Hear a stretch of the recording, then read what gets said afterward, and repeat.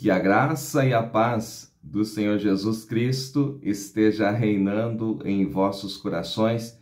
Eu sou o professor evangelista Márcio Mainardes e aqui estou para mais uma pré-aula da EBD. Nós estamos no segundo trimestre das lições bíblicas da CPAD do ano de 2023, estudando relacionamentos em família, superando desafios e problemas com exemplos da Palavra de Deus. Hoje chegamos à lição de número 11, que traz o título Os prejuízos da mentira na família. A verdade prática da nossa lição diz que a mentira pode até dar flores, mas não produz fruto para o bem. A leitura bíblica em classe, o texto que será trabalhado na sua aula, está no livro de Atos dos Apóstolos, o capítulo 5, os versículos 1 ao 11. A nossa lição tem 3 objetivos. O primeiro é investigar a natureza da conversão de Ananias e Safira. O segundo é refletir a respeito do problema da mentira na família. E o terceiro é expor o conselho bíblico de como proteger a família da mentira e da hipocrisia. Se você está conhecendo agora o nosso canal, seja muito bem-vindo. Inscreva-se neste canal, deixe o seu like, deixe o seu comentário e nos ajude em oração. A pré-aula anterior, nós não pudemos gravar devido a uma dificuldade aí com a voz, estava praticamente sem voz devido a uma gripe, mas graças a Deus estamos aqui para dar continuidade. Mentira. No texto hebraico, no texto do Antigo Testamento, a palavra é kazab, a palavra que é traduzida por mentira. Kazab fala de inverdade, fala de falsidade, coisa enganosa. No Novo Testamento, que é o texto grego, a palavra que aparece ali é pseudos. Pseudos fala de falsidade consciente e intencional, o que não é o que parece ser. Por isso, tudo aquilo que você encontra hoje, até mesmo na língua portuguesa, que começa com pseudo, vem desta raiz que fala de algo que é falso, algo que é falso conscientemente e intencionalmente, algo que não é aquilo que parece ser. Então essas são as definições aí dos termos no Antigo e no Novo Testamento, palavras, termos esses traduzidos por mentira. A mentira, ela é filha de Satanás. A mentira é filha do diabo. E quem disse isso? Quem disse isso foi o próprio Senhor Jesus Cristo. Em João 8:44, vós tendes por pai ao diabo e quereis satisfazer os desejos de vosso pai. Ele foi homicida desde o princípio e não se firmou na verdade, porque não há verdade nele.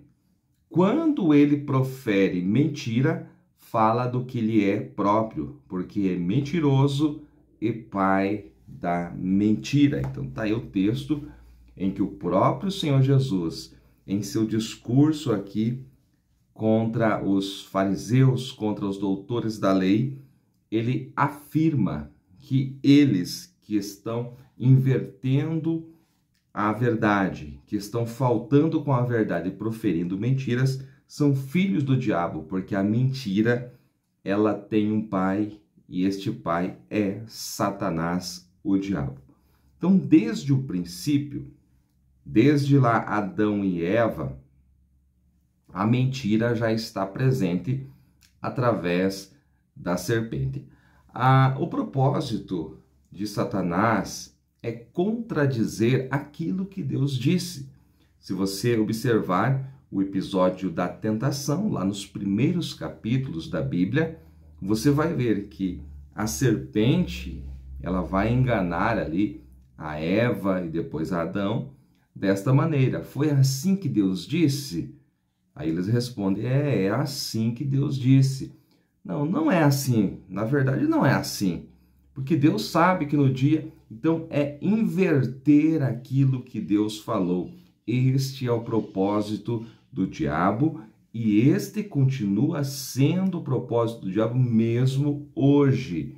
Deus fala através da sua palavra. A verdade, ela é uma. A verdade está na Bíblia Sagrada, mas o inimigo está através de muitos métodos, através de muitos meios, trazendo a sua mentira, distorcendo aquilo que Deus falou, colocando aquilo em dúvida e trazendo a sua verdade, entre aspas, que na verdade é mentira. Então esta era a missão do diabo no passado, desde lá o jardim com Adão e Eva, até hoje continua sendo esta a sua missão.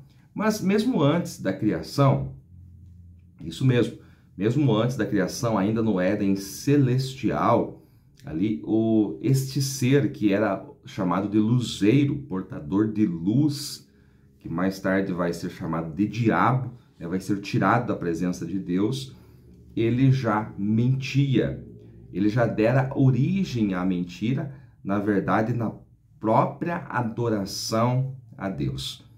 Ezequiel, capítulo 28, versículos 11 a seguir, onde mostra ali o rei de Tiro, mas na verdade é uma tipologia. Você sabe que aquele texto está falando, assim como Isaías 14, da queda do luzeiro, desse ser glorioso criado por Deus, que era, na verdade, um ser de destaque entre as miríades angelicais, mas ele trabalhava ali com as pedras afogueadas. Esse texto de Ezequiel 28 fala das pedras afogueadas. Na verdade, elas eram utilizadas como um incenso, a fumaça subia até a presença de Deus. E ele começa ali, já fazendo aquilo que não devia, ou seja, já tomando parte da adoração a Deus, do incenso que era produzido através das pedras afogueadas, ele já estava tomando uma parte para si, ou seja, mentindo na própria adoração. Foi ali que se achou iniquidade nele e ele foi tirado da presença de Deus e passou a ser quem você conhece. Indo para o Novo Testamento, o texto que faz parte aqui do nosso texto áureo, perceba que eu não li no início o texto áureo, mas ele está em Colossenses, capítulo de número 3, versículo de número 9. Mas eu queria que você olhasse já para o versículo 1, que diz: portanto, se já ressuscitastes com Cristo, buscai as coisas que são de cima, onde Cristo está sentado à destra de Deus. Então está falando de pessoas que morreram para a carne e ressuscitaram com Cristo. São novas criaturas, passaram pela regeneração. No versículo de número 9, diz: não mintais uns aos outros, pois que já vos despistes do velho homem com seus feitos, e vos vestistes do novo, que se renova para o conhecimento, segundo a imagem daquele que o criou. O versículo 9 é o nosso texto áureo. A mentira, queridos, é coisa do velho homem, da natureza carnal. Aquele que foi regenerado vive a verdade e fala somente a verdade. Crente, cristão, não mente. Crente que passou pelo novo nascimento não mente. Então isso tem que ficar bem claro, porque a mentira é algo do diabo, é filha do diabo. Indo então para o nosso texto, que é o texto da leitura bíblica em classe, aqui fala, nós não vamos estar lendo o texto, mas eu quero abordar aqui, comentar a respeito desses personagens. Os personagens principais aqui são Ananias e Safira. Ananias e Safira, personagens bem conhecidos aqui no Novo Testamento, em Atos dos Apóstolos, capítulo de número 5.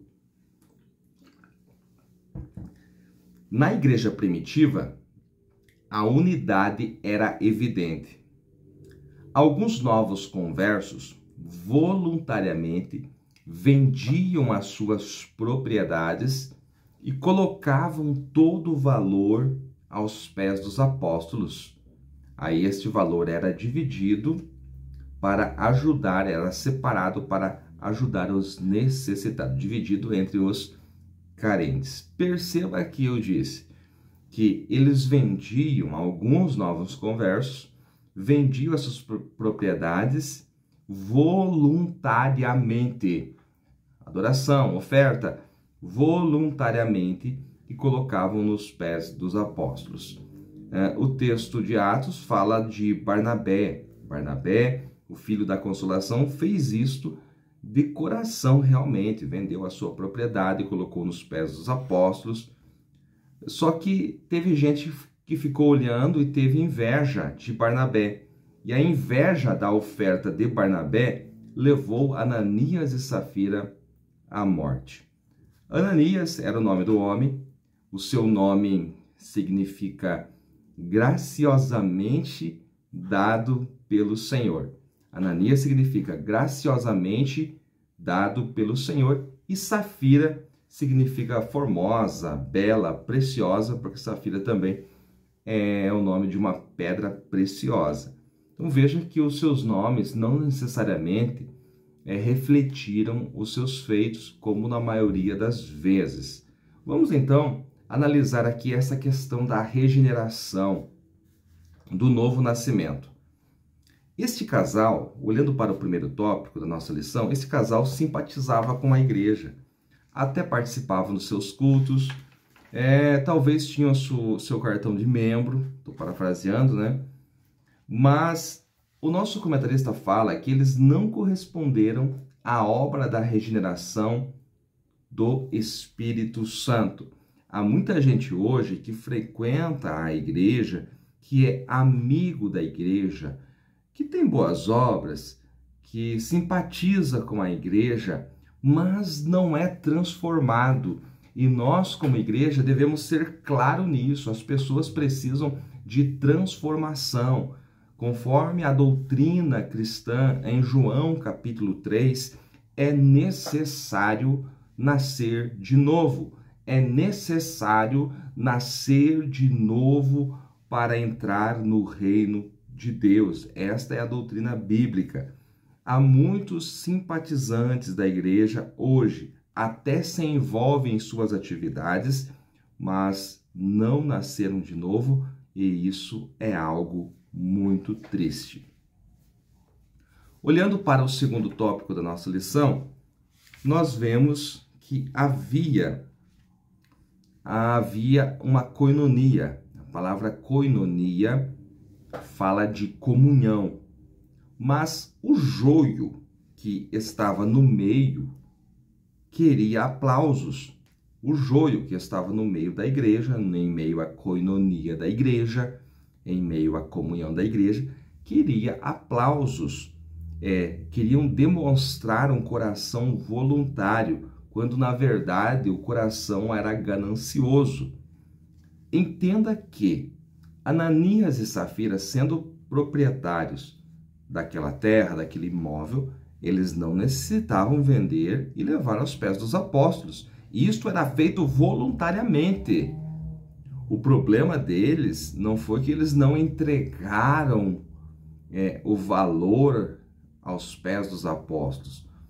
O problema deles foi a mentira. Eles se propuseram, eles falaram que haviam vendido a propriedade, portanto, estavam entregando tudo aos pés dos apóstolos, quando na verdade estavam mentindo. Mas na própria palavra de Pedro, você vai perceber, não estava em teu poder, não era teu, você não poderia fazer com esta propriedade o que bem entendesse? Poderia, mas decidiram entregar aos pés dos apóstolos, dizendo que o valor era X, quando o valor não era X, era Y. Ou seja, retiveram parte do valor e colocaram um valor bem menor, dizendo que era o total da propriedade, mentindo ao Espírito Santo. A velha natureza, ela é tão suja que é capaz de mentir até mesmo ao ofertar a Deus. Vou repetir isso. A velha natureza, ela é tão suja que é capaz de mentir até mesmo na oferta ao Senhor. Mentir na hora de repartir com os necessitados, com os carentes, com aqueles que necessitam de ajuda. É por isso que muitas pessoas são engajadas em obras sociais, de ajudar os menos favorecidos, de levar alimento àqueles que não têm renda, de levar roupas, mas nem sempre pessoas que fazem isso fazem de coração. Muitos são como Ananias e Safira, que querem engrandecer o seu nome, que querem louvar a si mesmos, são hipócritas, são mentirosos, fazendo algo de bom para que as pessoas olhem para ele e aplaudam, quando na verdade estão buscando a própria glória. Então a velha natureza, ela é tão suja, que ela é capaz de mentir até mesmo no momento de ofertar ao Senhor ou de ajudar aqueles que mais precisam. O homem carnal, ele pratica as obras da carne.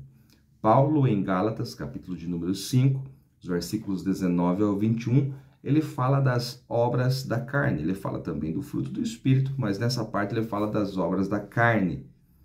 E as obras da carne são várias citadas ali. Uma delas é a inveja. Tudo que motivou esse casal, Ananias e Safira, era a inveja ao verem que outros estavam à sua frente, sendo admirados, talvez, quando nem deveriam, por estarem vendendo suas propriedades, depositando todo o valor aos pés dos apóstolos. Eles disseram: nós vamos entrar nesse time também, nós vamos fazer assim também, mas nós não vamos dar tudo não, nós vamos dar uma parte, e vamos reter.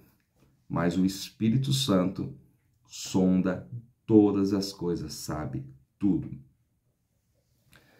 Para finalizar, no último tópico, eu vou falar sobre morte na família e maldição para o povo. E aqui no terceiro tópico, o nosso comentarista, ele cita já no primeiro subtópico o caso de Acã. O nome Acã no hebraico significa perturbador. Em Josué, capítulo 6, versículos 17 a seguir, está a ordem do Senhor de que tudo em Jericó será anátema, ou seja, será consagrado ao Senhor. É só você ler o texto aí, Josué, capítulo 6, versículos 17, 18 e 19. Tudo será anátema ao Senhor. A palavra anátema, na maioria das Bíblias, o rodapé de Bíblia, aparece como maldição. Na verdade, a palavra anátema não é maldição. É maldito quem toca no anátema. Mas, professor, o que é anátema? Anátema é algo totalmente consagrado ao Senhor. E era isso. Em Jericó, todas as coisas seriam totalmente consagradas ao Senhor. Se você olhar para o final do versículo 19 do capítulo 6, diz assim: toda prata, ouro, vaso de metal e de ferro são consagrados ao Senhor e irão para o tesouro do Senhor. Não era maldição, era algo bom. Maldito aquele que tocasse no anátema, naquilo que é consagrado ao Senhor. Em Josué, capítulo 7, versículo 21, Acã, que tem o seu próprio nome, significa perturbador, ele confessa que furtou aquilo que era do Senhor. Ele diz assim, quando vi entre os despojos uma boa capa babilônica, 200 ciclos de prata e uma cunha de ouro do peso de 50 ciclos, cobicei-os e tomei-os, e eis que estão escondidos na terra, no meio da minha tenda, e a prata por baixo dela. Mas antes desta confissão, antes disso aqui, Israel foi derrotado diante dos homens de Ai. Ai era uma pequena cidade, nem perto de Jericó, uma muito pequena cidade. Mas Israel foi envergonhado diante da pequena Ai, porque eles foram derrotados, foram alguns homens lá, mas os homens de Ai feriram 36 deles e colocaram o resto do bando para correr. Josué ficou envergonhado, rasgou as suas vestes e foi perguntar ao Senhor o que havia acontecido. E o Senhor falou: tem pecado no meio do povo. E aí foi descoberto que era da tribo de Judá, né? Que era da tribo de Judá. Foi achada a família, né? A família dos Zeraitas, até que se chegasse em Acã, e daí Acã confessou. Mas quando Acã confessou, Israel já havia passado muita vergonha, homens tinham sido feridos, ou seja, houve maldição para o povo, né? O erro, o pecado de um homem trouxe maldição para o povo. Depois da confissão, a família de Acã foi apedrejada. Apedrejamento e fogo. Foi apedrejada e depois colocaram fogo naquele lugar onde estavam os corpos. Isso está em Josué capítulo 7, a partir do versículo 25. O que nós aprendemos com isso? O que nós aprendemos com Ananias e Safira? O que nós aprendemos com Acã, com a mentira e com a hipocrisia dessas pessoas? Nós aprendemos que a mentira é ela que origina a hipocrisia. E ambas, tanto a mentira quanto a hipocrisia, afastam a presença de Deus do homem, da família, e também levam à morte. Em ambos os casos, houve morte. É preciso atentar, porque aqueles que são filhos de Deus falam a verdade. É necessário que haja na minha e na sua família a verdade, e a verdade é a palavra de Deus. Que Deus em Cristo vos abençoe mais e mais, em nome de Jesus.